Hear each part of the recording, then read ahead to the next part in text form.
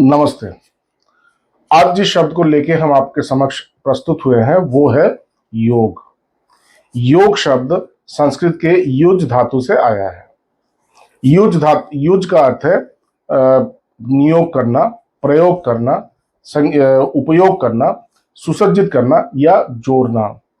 जब इस युज धातु को तीन प्रत्ययों के साथ संयुक्त किया जाता है तो ये योग शब्द बनता है, परंतु इस योग के ही तीन अर्थ निकलते हैं।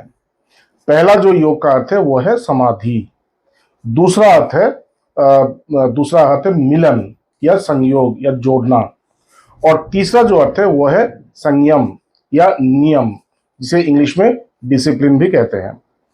तो जो पहला जो शब्द है समाधि, वो क्या है? तो हम लोग अपने जीवन में तीन अवस्थाओं को देखते हैं। एक है जागरण, दूसरा है स्वप्न और तीसरा है सुषुप्ति। और हमारा जीवन इन तीनों अवस्थाओं में ही रहता है। पर एक चौथा अवस्था है जिसे कहता है समाधि या तुरीय अवस्था। इस अवस्था में हमें आत्म साक्षात्कार होता है या आत्मज्ञान होता है। तो योग का जो पहला अर्थ है वो है आत्मज्ञान या आत्म साक्षात्कार, जिसे समाधि के द्वारा हम प्राप्त करते हैं। योग का जो दूसरा शब्द है, दूसरा अर्थ है, वो है जोड़ना या मिलन। तो यहाँ पे जैसे शरीर, मन और आत्मा, ये तीन एंटिटी है जिनको हम जानते हैं। जैसे मैं हूं आत्मा, मेरा मन और तीसरा है मेरा शरीर। तो इन तीनों में जो बैलेंस है वो कभी भी बैलेंस नहीं रहता, वो हमेशा ही एक इम्बैलेंस स्टेट में रहता है। और हम लोग एक बैलेंस प्राप्त करने के लिए अपने जीवन को जीते हैं। जीवन इन तीन वस्तुओं का, जैसे शरीर, मन और आत्मा को मिलन करने का एक माध्यम है, जिसके द्वारा हम इस मिलन को प्राप्त करने के प्रयास करते हैं। तो योग का अर्थ है जहां पे ये शरीर, मन और आत्मा एकदम समानता में चला आएगा, एकदम मिलन हो जाएगा, जहां पे इनकी जो ऊर्जा है, इनकी जो भाव है, ये पूर्ण रूप से समान हो जाएगा, तो उसे भी योग कहते हैं। और तीसरा जो योग का अर्थ है वो है नियम।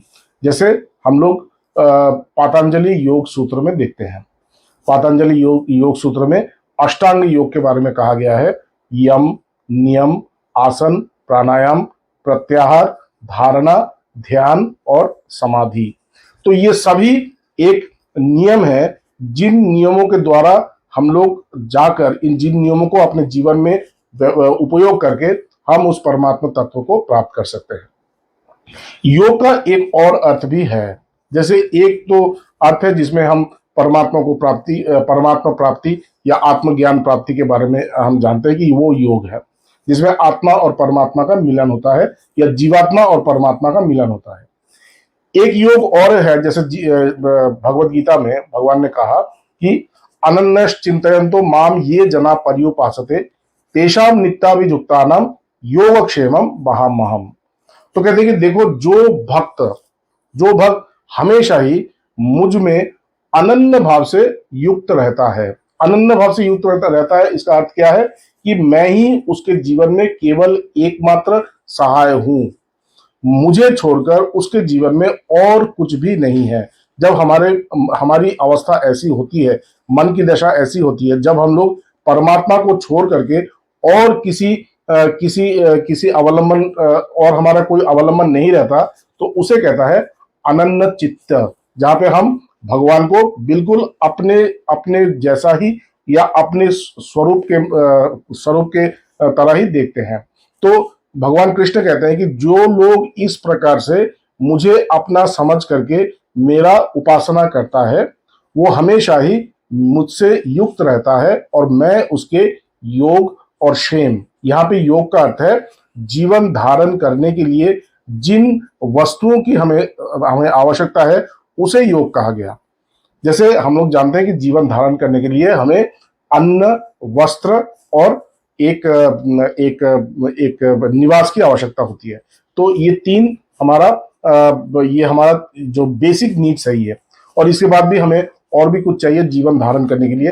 तो इन सभी को योग कहते हैं। और भगवान कृष्ण कहते हैं कि अगर कोई इस प्रकार से मुझ में शरणापन्न रहकर, मुझे ही एकमात्र सत्य जानकर, मुझे ही एकमात्र भगवान जानकर मुझ में ही समर्पित रहता है, तो मैं उसके जीवन में जिन वस्तुओं की आवश्यकता है सभी वस्तुओं को मैं प्रदान करता हूं और इनका वो भी करता हूं, इनका रक्षा भी करता हूं। योगक्षेमम वहाम्यहम्। तो एक और योग का अर्थ है, जैसे हम लोग पतंजलि योग सूत्र में योग सूत्र के बारे में कहें तो पतंजलि योग सूत्र में जो दूसरा सूत्र है वो है योगश चित्त वृत्ति निरोधा। योग का अर्थ है कि जहां पे हमारी चित्त की वृत्ति पूर्ण रूप से निरोध हो जाती है, मतलब पूर्ण रूप से थम जाती है। तो चित्त की वृत्ति मतलब हमारी जो चिंताएं हैं, आप लोग देखेंगे कि हमारे सारे दिन में बहुत सारी चिंताएं होती हैं। हमारे जो एक अनुमान लगाया जाता है कि एक व्यक्ति एक दिन में 50,000 चिंताएं करती हैं। तो जब हमारी ये चिंताएं पूर्ण रूप से विराम अवस्था को प्राप्त करते हैं, विराम एकदम रुक जाता है, उसी अवस्था को योग कहते हैं। योग और वेदांत, जो राजयोग, जो पतंजलि के जो राजयोग है, और जो वेदांत है, जो उपनिषद के जो वेदांत है, इन दोनों योगों में थोड़ा सा अंतर है। जैसे पतंजलि योग में जैसे कहा गया कि जब ये चिंताएं पूर्ण रूप से समाप्त हो, मतलब थम जाती है, तभी इसे योग कहता है। लेकिन वेदांत में कहता है कि जब चिंता निर्मूल हो जाता है, पूर्ण रूप से निर्मूल हो जाता है, तभी योग होता है। जब इसका अर्थ यह है कि जब मन की कोई वो ही ना रहे, अस्तित्व ही ना रहे, उस अवस्था को योग कहते हैं। जैसे हम लोग उपनिषद में जानते हैं, विद्यते हृदय ग्रंथि छिन्दन्ते सर्व संशयाः। जब हमारी ये जो हृदय ग्रंथि मतलब हमारा ये जो मन और ये जो मन के भीतर जो चेतन और जड़ का जो एक बंधन रहता है, जब ये चेतन और जड़ का बंधन टूट जाता है तो मन की जो वो है अस्तित्व है, वो बिल्कुल खत्म हो जाती है। तो जब इस प्रकार से मन की अस्तित्व खत्म होता है, तभी हमारा सर्व संशय, जीवन में जो जितने भी संशय है, विपर्जय है, सभी संशय दूर होता है, तभी हम योग को प्राप्त करते हैं। तो ये योग के बारे में और है। और गीता में भी इस योग को भगवान कृष्ण ने बहुत ही सुंदर तरीके से जीवन मुखी किया है। जैसे एक जगह पे उन्होंने कहा है कि समत्वम ही योग उच्यते। जब आप हर वस्तु, जीवन के हर पहलुओं में समत्व का दर्शन करेंगे, जैसे आपके जीवन में हानि और लाभ होता है, या सुख और दुख होता है, या सिद्धि और असिद्धि। जैसे एक श्लोक में उन्होंने कहा कि सुख दुखे समय कृत्वा लाभा लाभो जया जयो। जैसे सुख और दुख, लाभ अलाभ, जय पराजय, ये हमारे जीवन के अंग है। इन्हीं को लेकर हम अपने जीवन को जीते हैं।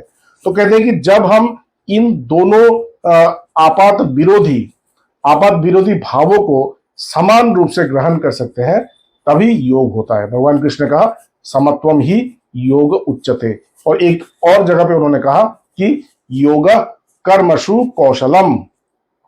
कर्म के कुशलता को, जब हम कर्म कुशल होते हैं तभी उसे योग कहते हैं। कर्म कुशल मतलब, कर्म कुशल का अर्थ क्या है? कहते हैं कि जब हम लोग कर्ता भाव से रहित होकर कर्म करते हैं, तभी हम कर्म कुशलता को प्राप्त करते हैं।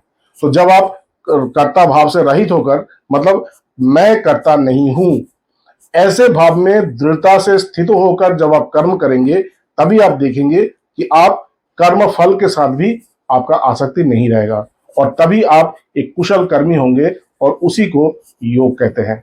योगा कर्मशु कौशलम। तो आज के लिए इतना ही। कल हम फिर एक नए शब्द के साथ आपके समक्ष उपस्थित होंगे। तब तक के लिए हरे कृष्ण, जय भगवान।